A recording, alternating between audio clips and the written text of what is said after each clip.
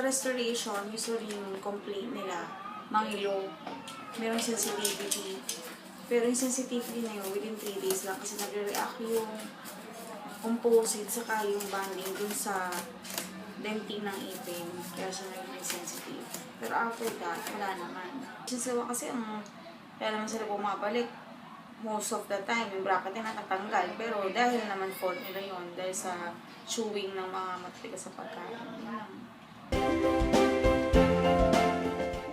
Ang nangyayari, yun ang cause of delay ng treatment sa patient, kasalanan nung patient kasi nakaschedule sila, sabihin mo, ang clinic hours mo, 9 a.m. to 5 p.m.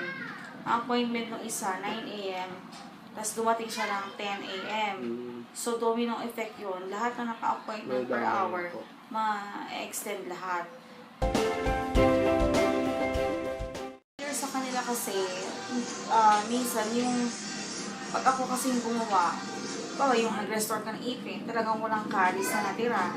Yung gusto mo kasi, sure na hindi na babalik yung patient or hindi na masisira yung ipin within sa under ng restoration.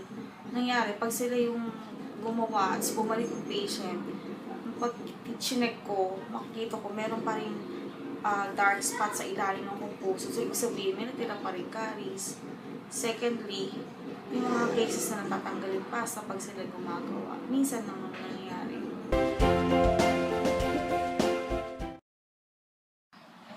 Actually, sa mga pasyente ko kasi, market ko, may naghanap once ng implantology. So, hindi ako nag-i-implant kasi hindi pa ako nag-aaral.